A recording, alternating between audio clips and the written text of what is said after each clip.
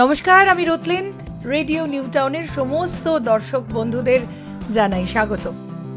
আজ 5ই জুন, বিশ্বব্যাপী যে দিনটি উদযাপিত হচ্ছে সেটা বিশ্ব পরিবেশ দিবস। আজকে সেই নিয়েই বিশেষ আলোচনা। আমাদের সঙ্গে রয়েছেন Shri Subrata Dasgupta, senior scientist of atomic energy, retired, আর বর্তমানে তিনি এনভায়রনমেন্ট এনথুজিয়াস্ট। নমস্কার। নমস্কার। প্রত্যেকবার যখন আপনাকে আমাদের স্টুডিওতে পাই ভীষণভাবেই সমৃদ্ধ হই, তাই ভাবলাম আজকের দিনে, আজকের এই বিশেষ দিনে আপনার কাছ থেকে যদি বিশেষ কিছু জেনে নিতে পারি। তো ওয়ার্ল্ড এনভায়রনমেন্ট ডে, যেটাকে ছোট করে আমরা ওয়েড বলি, WED, অদ্ভুতভাবে আজকের দিনের সঙ্গে মিলে গেছে। মানে আজকে ওয়েডনেসডে, আর ওয়েড যেটা ওয়ার্ল্ড এনভায়রনমেন্ট ডে, যেটা প্রত্যেক বছর 5ই জুন বিশ্বব্যাপী পরিবেশ সচেতনতার লক্ষ্যে পালিত হয়। তো এই বছর কি তার থিম এবং কেনই বা হঠাৎ করে আজকের দিনটি পালিত হয়? আমরা যদি একটুখানি ইতিহাসের দিকে নজরে রাখি। UNEP, United Nations Environment Programme, যেটা কিনা UNO, রাষ্ট্রসংঘের অধীনে একটা আলাদা প্রতিষ্ঠান, তারা 1973 সাল থেকে এটা পালন করা আরম্ভ করেছে এবং 5ই জুনকেই বেছে নেওয়া হয়েছে। কিন্তু আপনি জানবেন, আমেরিকায় কিন্তু আবার আর্থ ডে হিসাবে মার্চ বা এপ্রিলের কোনো একটা দিনকে তারা করে। বাকি আমরাও করে থাকি, এখন ওটাও বিশ্বব্যাপী হয়ে গেছে। হ্যাঁ, আর্থ ডে। তো সেইটা তারা শুরু করেছিল। এর কাজটা তো আপনি বললেনই, যে মানুষ তাদের দৈনন্দিন জীবন নিয়ে, জীবনের সমস্যা নিয়ে বা জীবনের ভোগ নিয়ে এতই ব্যস্ত থাকে যে তারা যে বসে আছে যে এনভায়রনমেন্টের ভেতরে, সে তার ভালো মন্দ লক্ষ্য করার দিকে নজর থাকে না। সেটা বিজ্ঞানীরা লক্ষ্য করছে, কিন্তু যখন ওই মে মাসে 42 ডিগ্রি গরম হয়, তখন কিন্তু মনে পড়ে যায় যে কি ব্যাপার। তো সেইগুলোকে যাতে একটা সার্বিকভাবে সবসময় মানুষ মনে রাখতে পারে এবং যা করার কাজগুলো সেগুলো সবসময় যাতে করতে পারে, সেই উদ্দেশ্যে মানুষকে বোঝানো এবং এ ব্যাপারে কিছু কাজকর্ম করা, যেটা ক্ষুদ্র হলেও, ব্যক্তিগত লেভেলে ক্ষুদ্র হলেও ক্রমশ উচ্চতর লেভেলে অনেক বড় কাজ দিতে পারে, সেইটা বোঝানোর জন্যই এই দিনটাকে বাছা হয়েছে। এবারের 2024-এর এই দিনটা, এটা ঘুরে ঘুরে এক একটা দেশে হয়। এবারে হচ্ছে সৌদি আরবিয়ায়, এবং সৌদি আরবিয়া এবারে হোস্ট কান্ট্রি। এবং এই প্রসঙ্গে আমি একটা ছোট্ট ব্যাপার বলি, খুব ইন্টারেস্টিং। সৌদি আরবিয়ার মধ্যে জানেন আপনারা, আরব মরুভূমি রয়েছে, যার এরিয়া হচ্ছে 19 লক্ষ স্কোয়ার কিলোমিটার, বর্গ কিলোমিটার, যেটা কিনা ভারতবর্ষের প্রায় অর্ধেক আয়তন। সেই মরুভূমিটা কিন্তু ছিল না, এটাই হচ্ছে আশ্চর্য। 5000 বা 7000 বছর মতন পিছনে চলে গেলে এই জায়গাটা ছিল নদীমাতৃক, নদী, অনেক নদী ছিল, প্রচুর বৃষ্টিপাত হতো, প্রচুর বনভূমি ছিল। কিন্তু সামান্য কিছু প্রাকৃতিক কারণে ওই আবহাওয়ার যে পরিবর্তন হয়, জলবায়ু পরিবর্তন, সেটা হয়েছিল। আর তার সঙ্গে যুক্ত হয়েছিল ওখানে তখন মানুষ প্রচুর পরিমাণে মেষ পালন করত। সেই হাজার হাজার লক্ষ লক্ষ মেষের ওই ঘাস তুলে তুলে খাওয়া এবং তাদের পায়ের খুঁড়ে খুঁড়ে ওই মাটি জখম হয়ে আস্তে আস্তে আরও মানে মরুভূমি হয়ে যাওয়ার জন্য হেল্প করলো। ব্যারেন হয়ে গেল, পুরো ব্যারন হয়ে গেল। আজকের অবস্থাটা আমরা জানি। মানে ইনফ্যাক্ট আমরা তো জানি আমাদের যে থর মরুভূমি রয়েছে, সেটাও এক সময় বনভূমি ছিল, সেটাকেও আমরা দেখেছি। বহু পূর্বে সাহারাও ছিল। তা এইটার বলার কারণ এইটুকুই, যে জমিকে যদি যত্ন না করতে পারি, যদি মানুষ না করতে পারে, এখন যেভাবে ধ্বংস করছি, ভবিষ্যৎটায় ভয়াবহ জায়গায় যেতে পারে। সেই জন্য জমি বা ভূমিটাকে ধরা হয়েছে। একটা পুরনো বাংলা গান আছে, জানি না একটু পুরনো বেশি, মাটিতে জন্ম নিলাম, মাটি তাই রক্তে মিশেছে, এ মাটির গান গেয়ে ভাই জীবন কেটেছে, ধনঞ্জয় ভট্টাচার্যের গাওয়া। এইটাতে একদম পরিষ্কার যেন বোঝানো হচ্ছে যে এই মাটি আমাদের সর্বংসহা হয়ে ধারণ করে আছে এবং জননীর মতন আমাদের সমস্ত কিছু দিচ্ছে, তো তাকে আমাদের কতটা বিপদের মুখে দাঁড় করিয়ে ফেলেছি এখন আমরা মানুষের সভ্যতা, এবং তার থেকে মুক্ত হওয়ার জন্য মাটিকে আবার তার আগের রূপে ফিরে দেওয়ার জন্য আমরা এটা ল্যান্ড রেস্টোরেশন, অর্থাৎ জমিকে পুনর্বার তার আগের চেহারায় ফিরিয়ে দেওয়া, এবং এই যে মরুভূমি হয়ে যাওয়ার এবং অনাবৃষ্টি হয়ে যাওয়ার যে সুযোগগুলো আসছে সেগুলোকে কিভাবে বন্ধ করা যায়। আর মাটি 95% খাদ্য মাটি থেকে পাওয়া যায়। এই পৃথিবীতে যত জীব আছে তার 85 বা 86% তারা থাকে মাটিতে। সুতরাং মাটির প্রচণ্ড রকমের প্রয়োজন। আচ্ছা, মাটি ধ্বংস হচ্ছে, একটা প্রথমেই বলে দিই যে জলবায়ু উষ্ণ হচ্ছে, উষ্ণায়ন হচ্ছে। যত গরম হবে তত মাটির ভেতরে জল ইভাপোরেটেড হয়ে যাবে, বাষ্পীভূত হয়ে উঠে যাবে, মাটি আস্তে আস্তে লুজ হতে থাকবে। এবং মাটি আসলে তৈরি হয়েছিল পাথর গুঁড়ো গুঁড়ো হয়ে, একদম তলায় পাথর আছে।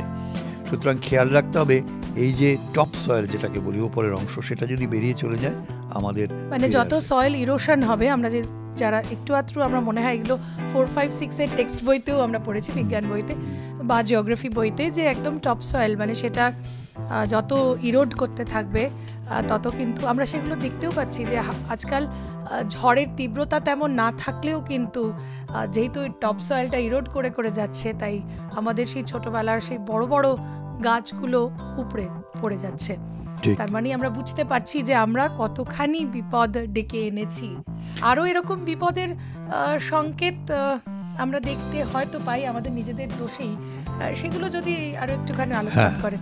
আসলে মাটি আর জল, ভূগর্ভস্থ জল বা ভূভাগের উপর দিয়ে বয়ে যাওয়া জল, নদী এবং পুষ্করিণী, হ্রদ ইত্যাদি, এইটা না পরস্পরের সঙ্গে ভীষণভাবে জড়িত আছে। অর্থাৎ আপনার ল্যান্ড ম্যানেজমেন্ট যদি ঠিক মতন না হয় তাহলে ভূগর্ভস্থ জল নষ্ট হবে, এটা বিজ্ঞানীরা বলেছে। আর যেটা আপনি প্রশ্নটা করছিলেন, বিংশ শতাব্দীর শুরু থেকে আমরা আমাদের টেকনোলজির সাহায্যে এবং জনসংখ্যা বৃদ্ধির জন্য আমরা ক্রমশ মাইনিং বাড়িয়েছি, মাটি খুঁড়ে খুঁড়ে মাইনিং বাড়িয়েছি। আমরা সমস্ত কৃষি ক্ষেত্র বার করার জন্য আমরা জঙ্গল কেটে ফেলেছি ভীষণ রকমভাবে, আমরা অতিরিক্ত ফার্মিং করছি, নানা রকম ফসল ফলাচ্ছি। তারপরে মনোকালচার, অর্থাৎ এক ধরনের ফসল একটা যখন যেখানে খেতে হচ্ছে এক ধরনের ফসলই হতে থাকে, বা বাগান বানালে টিম্বার ব্যবহার মানে কাঠ ব্যবহার করার জন্য আমরা হয়তো শাল গাছ পরপর লাগিয়ে গেছি 100 মাইল ধরে, কিন্তু মনোকালচারের চাইতে নানা রকমের মিক্সড গাছ থাকলে মাটির স্থায়িত্ব বেটার হয়, মাটির স্বাস্থ্য ভালো থাকে। আমরা সেদিকে চলে গেছি। তারপরে হয়েছে আমাদের দেশ স্বাধীন হওয়ার পরে বিশেষত খুব বড় বড় ইরিগেশন প্রজেক্ট হয়েছে, নদীকে বিরাটভাবে বাদ দিয়ে দামোদর ভ্যালি কর্পোরেশন তার একটা উল্লেখ। তারপরে আস্তে আস্তে আরও অনেক কিছু হয়েছে, এবং তাতে আমরা অজস্র খাল কেটে নিয়ে গিয়ে সমস্ত কৃষিক্ষেত্রে চাষ দেওয়ার জন্য নিয়ে গেছি। তো তার ফলে আমরা জলটা পেয়েছি, আমাদের চাষটা হয়েছে, কিন্তু এই জল গিয়ে কোথাও জমে থেকেছে, কোথাও উঁচু নিচু হয়ে অতিরিক্ত জমে থেকে অতিরিক্ত সেডিমেন্টেশন হয়েছে, সেখানকার রাস্তা রুদ্ধ হয়েছে, তার ফলে আবার বন্যা হয়েছে, এই সমস্ত ঘটনা ঘটতে থেকেছে। সেটাও আমাদের মাটিকে ধ্বংস করেছে। বন্যা হলে মাটি গুলে নিয়ে জল বেরিয়ে চলে যাবে, এবং শেষ পর্যন্ত আমরা সম্পদগুলো হারিয়ে ফেলি। শেষ পর্যন্ত যদি দেখি সেটা সমুদ্রে গিয়ে পড়ে। যতক্ষণ সেটা মাটিতে আছে, পুকুরে আছে, নদীতে আছে, নদীর থেকে তুলেও যদি রাখতে পারি ততক্ষণ ঠিক আছে, কিন্তু যেই গিয়ে সমুদ্রে পড়লো ওটা নোনা জলে শেষ হয়ে গেল, আমাদের আর তার উপরে কোনো হাত রইল না।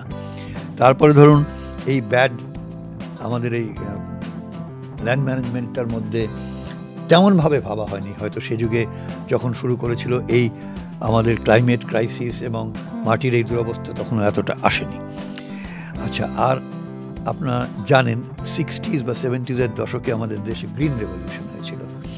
গ্রিন রেভলিউশন প্রয়োজন ছিল খাদ্য ফলাবার জন্য বেশি করে, কিন্তু তার একটা নেগেটিভ সাইড হয়েছে, অর্থাৎ অত্যন্ত রকমের জল তুলে ফেলা হয়েছে মাটির তলা থেকে। সেই জল এসে ওপরে কৃষিক্ষেত্রে দেওয়া হয়েছে, ফসল ফলেছে, সেই জল ইভাপোরেশন হয়ে যাওয়ার পরে মাটির তলার জল তুলে নেওয়া হয়েছে। মাটির তলার জলের মধ্যে গুলে গুলে এসছে অনেক নানা ধরনের লবণ। তারপরে সেই জল যখন বাষ্পীভূত হয়ে চলে গেছে, মাটি আস্তে আস্তে লবণাক্ত হয়েছে। ধীরে ধীরে মাটির লবণাক্ততা বেড়েছে এবং তার মানেই তার উৎপাদন ক্ষমতা কমতে আরম্ভ করেছে। তারপরে আমরা ভীষণ রকমভাবে কেমিক্যাল সার এবং কেমিক্যাল কীটনাশক ব্যবহার করেছি। এইগুলো ওই মাটিরতে বসবাসকারী যে নানা জীব আছে তাদের ধ্বংস করেছে এবং তার ফলে তারা মাটির স্বাস্থ্যকে আর রাখতে পারেনি। তার সঙ্গে সঙ্গে আবার এইগুলো ধুয়ে গিয়ে নদীর মধ্যে পড়েছে এই সমস্ত বিষ। সেখানে নদীর পাড় ধরে যে মাটি, সে মাটিও ক্ষতিগ্রস্ত হয়েছে, নদীর জলও ক্ষতিগ্রস্ত হয়েছে। এইরকমভাবে আলটিমেটলি আমাদের সারা পৃথিবীতেই দেখা যাচ্ছে এখন প্রোডাক্টিভিটি, ল্যান্ডের প্রোডাক্টিভিটি, অর্থাৎ একটা পরিমাণ ল্যান্ড থেকে যতটা ফসল তোলা যায় সেটার এফিসিয়েন্সি বলেছিলাম আগের দিন, ওই রকমই জিনিস, ওইটা আস্তে আস্তে কমে আসছে। যতটা আগে তোলা যাচ্ছিল, এখন যত ফসল, যত সার দাও, যত জল দাও, ফসলের পরিমাণ আর বাড়াতে পারবে না তুমি। একটা জায়গায় আসছে, বরং কমতে আরম্ভ করবে। স্ট্যাগনেশন বা এইটা হয়েছে। এই ক্ষতিগুলো আমরা করেছি, আমরা নিজেরাই নিজেদের ক্ষতি করেছি। আর ইনফ্যাক্ট আমাদের কাছে যখন প্রাচুর্য থাকে তখন আমরা ম্যানেজমেন্টের কথা ভাবি না, যখন আমাদের ক্রাইসিস থাকে তখনই আমরা ম্যানেজমেন্টের কথা ভাবি। তো এইবার ক্ষতি তো হয়েছে, এবার করণীয় কি সেখানে আসবো। তবে যদি একটু আমাদের রাজ্য এবং একটু এই দিকটা আমরা ভাবি, আমরা খবরে তো এরকম নানান কিছু দেখতে পাই, তো সেগুলো যদি একটুখানি তুলে ধরেন। কতগুলো আমরা খবরের কাগজে থেকে নানা জায়গায় দেখতে পাই। আমরা যারা এসব ব্যাপারে আমাদের মতন বা আপনার মতন যারা আপনাদের রয়েছেন এর ব্যাপারে উৎসাহী থাকেন, তারা খবরগুলো মনে রাখেন, কিন্তু সাধারণভাবে অনেক সময় খবরগুলো হারিয়ে যায় আরও অনেক খবরের হইচই খবরের মধ্যিখানে। কিন্তু সেগুলো দুরন্ত মানে খারাপ ভবিষ্যতের দিকে আঙুল দেখানো খবরও আছে। যেমন পশ্চিমবাংলায় যত জমি আছে তার শতকরা 25% জমি অলরেডি সেটা ডিগ্রেডেড হয়ে গেছে, অর্থাৎ ক্ষতিগ্রস্ত হয়ে গেছে। সারা পৃথিবীর জমির শতকরা 40% ক্ষতিগ্রস্ত হয়ে গেছে। ভাবুন, তাহলে আমাদের ফসল যে উঠছে এগুলোর থেকেও তো ফসল তুলতে হবে, কিন্তু তারা ডিগ্রেডেড হয়ে গেছে। আমাদের পশ্চিমবাংলায় এই যে একটু আগে অ্যাসিডিক লবণাক্ত হওয়ার কথাটা বলছিলাম, কিন্তু তার সঙ্গে এটাও বলি, ওই যে সমস্ত লবণ উঠে আসছে তলার থেকে, সেগুলো আবার উপরে জলের সঙ্গে মিশে নানা ধরনের অ্যাসিড তৈরি করে, বৃষ্টির জল, এবং মাটির একটা অ্যাসিডিফিকেশন বলে বৈজ্ঞানিক ভাষায়, অর্থাৎ ওগুলো অ্যাসিড সম্পৃক্ত হয়ে যায়। তখন তাতেও ভূমিভাগে ক্ষতি করে, ভূমিতে বসবাসকারী যত জীব তাদের ক্ষতি করে। কিন্তু সেগুলো আমাদের কিন্তু সব প্রয়োজন, এই জীবদের আমাদের প্রয়োজন, আমাদের বাস্তুতন্ত্র বলে তাকে। আচ্ছা, তারপরে ধরুন আমাদের ভারতবর্ষে যে ট্রি কাভার বা গাছপালা যত ছিল, 2000 সাল থেকে মাত্র 24 বছরের মধ্যে আমরা শতকরা 18% সেটা হারিয়েছি। শতকরা 18% সারা ভারতবর্ষের, এবং তার এরিয়াটা হচ্ছে 58 লক্ষ একর। তারপরে একটা শহরগুলোর কথা, এখন আমরা শহর নিয়ে বেশি মাথা ঘামাতে হয়, কেননা যদিও আমাদের খাদ্য আসছে গ্রাম থেকে, কিন্তু ভারতবর্ষে এখন মানুষের মোর দ্যান 50% কিন্তু শহরে থাকে, চাষের ভেতরে বসবাস করে। যদিও জমির মাত্র 2% হচ্ছে শহর। এটা বুঝুন জমির উপরে কি ধরনের চাপ পড়ছে। অতএব আমরা এবং শহরের মানুষ যেহেতু তাদের ভোগ ঐশ্বর্য এবং আর্থিক ক্ষমতা, ভোগের ক্ষমতা অনেক বেশি, তারা এমন সমস্ত বেশি ব্যবহার করছে, যার ফলে তারা মাটির উপরে অনেক বেশি চাপ ফেলে তাকে ধ্বংস করছে। এই জন্য এই কলকাতায় গত 10 বছরে ট্রি কাভার যেটা, এটা খুব দুঃখজনক। কতগুলো শহরের ভারতবর্ষে রয়েছে, কলকাতায় কমে গেছে 30%, হায়দ্রাবাদে বেড়ে গেছে 147%, অর্থাৎ আগে যা ছিল তার 1.5 গুণ বেড়েছে হায়দ্রাবাদে। বেঙ্গালুরুতে 5% কমেছে। আচ্ছা, চেন্নাইয়ে 26 বেড়েছে, দিল্লিতে 11 বেড়েছে। কিন্তু কলকাতা আমাদের দুঃখজনকভাবে কলকাতার ট্রি কাভার, সবুজের কাভার অত্যন্তভাবে কমে গেছে। যদিও আমাদের নিউ টাউনের কথা আমি পরে বলবো, সেখানে অনেক সুখকর পরিস্থিতি, কিন্তু শুধু নিউ টাউন তো নয়, আমাদের সারা কলকাতা, পশ্চিমবঙ্গ, ভারতবর্ষ এবং পৃথিবীটা ভাবতে হবে যখন আমরা ক্লাইমেটের কথা ভাববো। তো এই হচ্ছে গিয়ে খবরগুলো যেগুলো আমাদের উদ্বেগজনক। হ্যাঁ, মানে সত্যি এই পৃথিবীর নিরেখে আমাদের কিন্তু অনেক কিছুই করণীয় আছে, মানে যে ঘটনাগুলো বেশ আতঙ্ক উদ্রেক করছে, কিন্তু এই যে আমরা ভূমিকে ধীরে ধীরে নিঃশেষিত করছি, সেটা তো আমাদেরই জন্য, সেটা তো প্রয়োজনও রয়েছে। আরবানাইজেশন তো আমাদের করতে হবে, আমরা তো পিছনের দিকে ফিরে যেতে পারি না। আবার এখন তো কেভ পিরিয়ডে বা স্টোন এজে আমরা চলে যেতে পারবো না, আমাদের তো এগিয়ে যেতেই হবে। তো এইবার আমাদের কি করণীয়, মানে আমাদের বেঁচে তো থাকতে হবে, পৃথিবীটাকেও বাঁচিয়ে রাখতে হবে, কারণ এটা our planet, this blue planet is our planet. তো এই প্ল্যানেটের জন্য এই যে আজকের দিনটা বিশেষভাবেই চিহ্নিত করা হয়েছে, তো এই চিন্তাধারা, মানে মানুষের মধ্যে যে চিন্তাধারাটা নেই এটা তো বলা যায় না, কারণ কনসিয়াসনেস বা অ্যাওয়ারনেস বাড়ানোর জন্যই আজকের দিনটা। ঠিক, করবার কাজ কি আছে, কিন্তু করণীয় কি? শুধু অ্যাওয়ারনেস ক্রিয়েট করলে হবে না, তাহলে তো আতঙ্কের উদ্রেকই হবে। অ্যাওয়ারনেস তৈরি করার উদ্দেশ্যটাই হচ্ছে যাকে কর্মযজ্ঞে নামানো যায় মানুষকে, এটাই উদ্দেশ্য একদম। এবং এখন আমি একটা কথা বলি, আগের তুলনায় দিনের পর দিন আমাদের বিজ্ঞান প্রযুক্তির উন্নতি হয়েছে, তার ফলে আমরা অনেক জিনিস দেখেছি। একটু আগে আপনি যেটা বলেছিলেন যে সুখের দিনে, যখন ছিল সুখের দিন, প্রাচুর্য ছিল যখন, তখন পুরনো একটা মোটর গাড়ি দেখবেন, তার স্টিলটা যত পুরু করে তার বডিটা তৈরি করা হয়েছে, আজকে গিয়ে মোটর গাড়ির স্টিল কিন্তু অত পুরু নয়। তার প্রযুক্তি উন্নত হয়েছে, স্টিলকে এমনভাবে বানানো গেছে যে অনেক পাতলা স্টিল হলে অনেক কম স্টিল ব্যবহার করে, অনেক ওজন কম ব্যবহার করে বেটার হতে পারে। ঠিক তেমনি আমি একটা শস্যের কথা বলি, আমরা 10,000 বছর ধরে এক ধরনের ফসল ফলিয়ে আসছি এবং তার প্রতি আমরা বাঙালিরা যেমন ভাত খাই, ভীষণভাবে আমরা রাইস প্রোডাকশন করি, ভারতের পশ্চিম অংশে হুইট প্রোডাকশন করে বেশিরভাগই। কিন্তু এই দুটোকেই যদি আমি তুলনা করি তাহলে দেখবেন মানে চাল তৈরির জন্য জলের ব্যবহার ধানের চেয়ে অনেক বেশি করতে হয়, অথচ আমরা জলের সংকটের দিকে ক্রমশ এগোচ্ছি। আমাদের ভূগর্ভস্থ জল কমে যাচ্ছে, এত পাম্প করে তুললে যে সমস্ত ক্ষতির কথা আগে বললাম সেগুলো সব হবে। তাহলে এমন কিছু সিডস নতুন গবেষণা করে বেরিয়েছে যে সিডসগুলো অনেক কম জল ব্যবহার করে তাদের ফসলটা তৈরি করতে পারবে। কেন আলটিমেটলি আমরা তো ওর মাছটাকে ব্যবহার করব, চালের ভেতরে যে মাছটা আছে তার জলটাকে তো আলটিমেটলি আমার বেরিয়ে যাবে শরীর থেকে যে কোনোভাবেই হোক, আর জলটা আমরা খেতে পারি আলাদাভাবে। কিন্তু খেতে হাজার হাজার লক্ষ কোটি টন চাল তৈরি করার সময় যে পরিমাণ জল লাগবে ওটা তো আমরা খরচা বাঁচাতে পারি, সেই জন্য সেটাকে ব্যবহার করতে হবে। তারপরে ধরুন আমাদের অনেক প্ল্যান নেওয়া হয়েছে। ভারতবর্ষ যেমন আমি জানি যে আগামী 30 সালের মধ্যে 60 লক্ষ একর জমিকে পুনরুদ্ধার করে তাকে তার পুরনো চেহারা, পুরনো পুষ্টিতে ফিরিয়ে দেওয়ার জন্য স্কিম নিয়েছে, তার জন্য অর্থ বরাদ্দ হয়েছে। সুন্দরবনের ম্যানগ্রোভ অরণ্য হচ্ছে গিয়ে একটা খুব বিখ্যাত, পৃথিবী বিখ্যাত অরণ্য, যে ম্যানগ্রোভ অরণ্যের অনেক ভূমিকা আছে, আমরা অনেকেই জানি যে সুন্দরবনের ঝড়ঝাপটার থেকে বাঁচায় আমাদের একদম।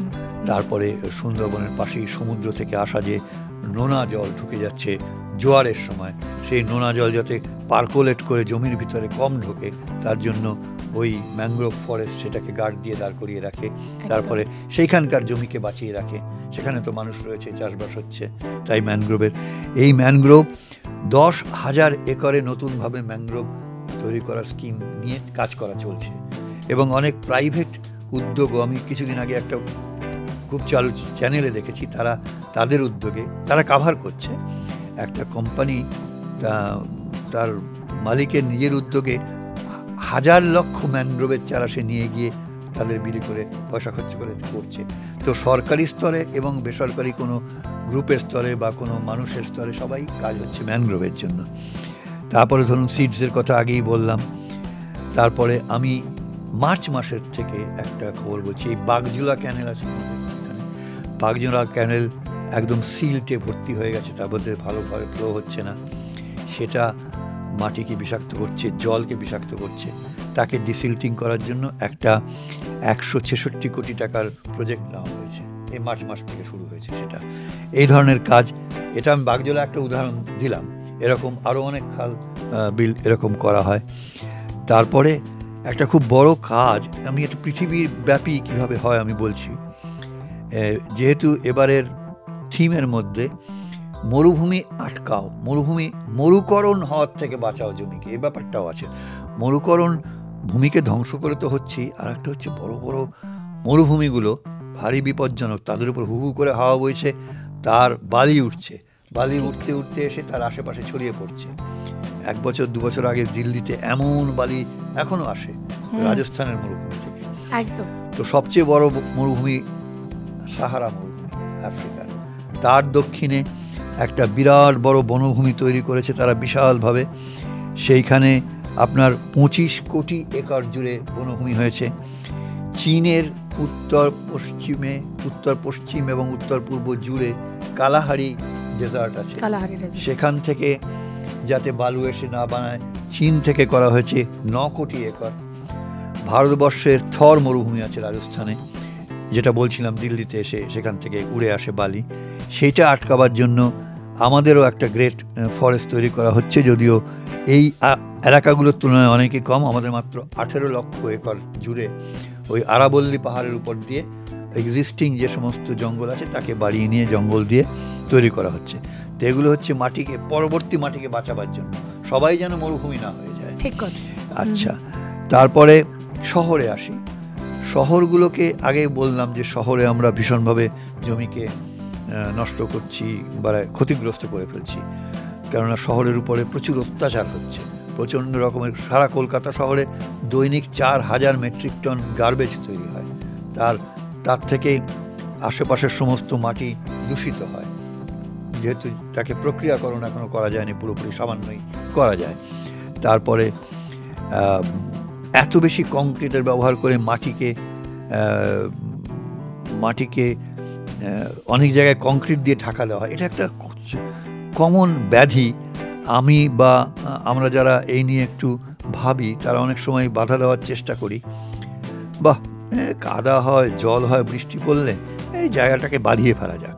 এই হাউজিং এস্টেটগুলোর ভিতরে অনেক বড় বড় জায়গা পুরো কংক্রিটে বাঁধাই করে ফেলে, একটু উঠোন ফিল আসে। হ্যাঁ, কিন্তু এটা ভুলে গেলে চলবে না, ওখান থেকে হিট রেডিয়েট করে অনেক বেশি, যখন মাটিতে ঢুকে যেত যে হিটটা, সেটা কিন্তু রেডিয়েট করে জায়গাটাকে গরম করছে, 1 নম্বর। 2 নম্বর, যে পরিমাণ ন্যাচারাল বৃষ্টি ওখানে পড়ে মাটিকে রিচার্জ করতো জল দিয়ে, সেটা হতে দিচ্ছেন না আপনি।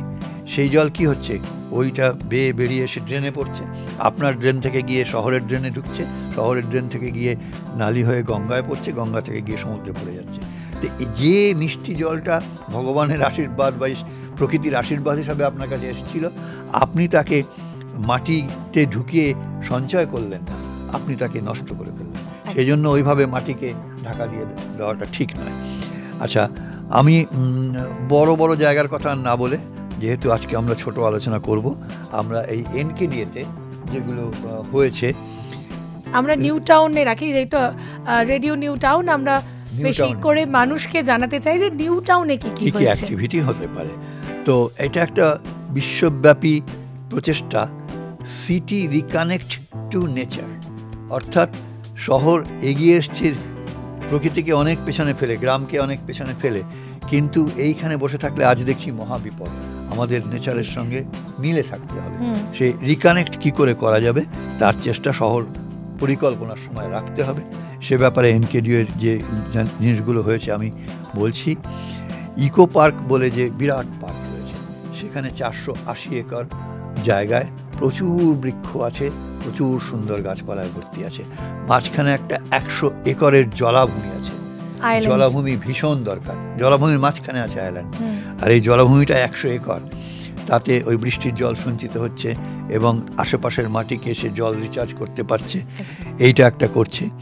তারপর ধরুন গ্রিন ভার্জ আছে, এখন পর্যন্ত এনকেডিএ অ্যাকশন এরিয়া 1, 2 আর মিলিয়ে 55টা গ্রিন ভার্জ তৈরি করেছে, যেগুলোর মধ্যে প্রচুর গাছপালা তারা রোপণ করেছে। এবং শুধু এনকেডিএ নয়, অনেক উদ্যোগী মানুষ এবং গ্রুপরা যারা এখানে থাকেন নিউ টাউনে, তারাও স্কুল কলেজের বাচ্চারা করছে, হ্যাঁ, এসে ওখানে বৃক্ষরোপণ করেন। এবং যেটা হয় প্রত্যেকবারই বর্ষা আসার ঠিক আগেই এই বৃক্ষরোপণ অনুষ্ঠানগুলো হয়, যাতে ন্যাচারাল ওয়াটার, মানে আমরা জানি বর্ষার সময় ন্যাচারাল ওয়াটার, রেইন ওয়াটার বৃদ্ধি ভালো হয়। তো এরকম 55টা গ্রিন ভার্জ আছে এনকেডিএ। আশা করব আরও বাড়বে এবং আরও বেশি করে গাছ থাকবে। তারপরে একটা জায়গা আপনারা নিউ টাউনে আপনাদের আরবান ভিলেজ বলে একটা হয়েছে, অর্থাৎ মানুষ সেখানে গিয়ে একটা গ্রামের স্বাদ পেতে পারে। ইকো আরবান ভিলেজ, সেখানে ওই গ্রামের মতন পাশেই বিরাট প্রচুর গাছপালার জঙ্গল আছে, আর একটা বয়ে যাওয়া খাল আছে পাশে, লুসিফার লেক বলে একটা বিরাট লেক আছে।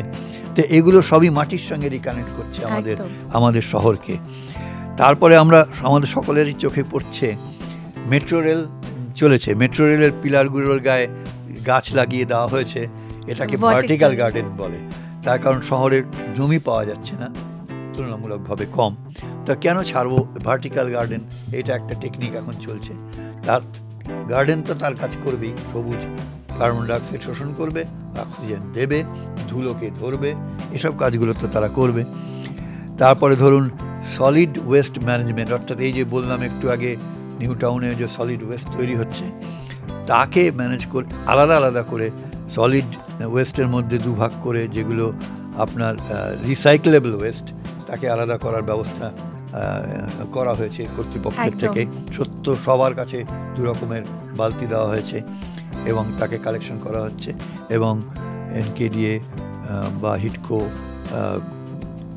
বোধ হয় 2টো রিপ্রসেসিং প্ল্যান্ট বানিয়েছে, যেখানে এই যদিও তুলনার বায়োমেথেন প্ল্যান্ট যেটা রয়েছে, এবং আপকামিং আরও কিছু সলিড ওয়েস্ট ম্যানেজমেন্টের দিকে আরও খানিকটা, এবং সেটা নিশ্চয়ই কর্তৃপক্ষের তরফ থেকে জানানো হবে। তবে আশার বাণী এটাই বলতে পারি যে আরও অনেকখানি এগিয়ে আসছি আমরা আগামী দিনে। তবে এর সঙ্গে আমি একটুখানি অ্যাড করি, সেটা হচ্ছে যে এই যে শুধু সলিড ওয়েস্ট ম্যানেজমেন্ট হচ্ছে, সেখানে কিন্তু আমরা আটকে নেই।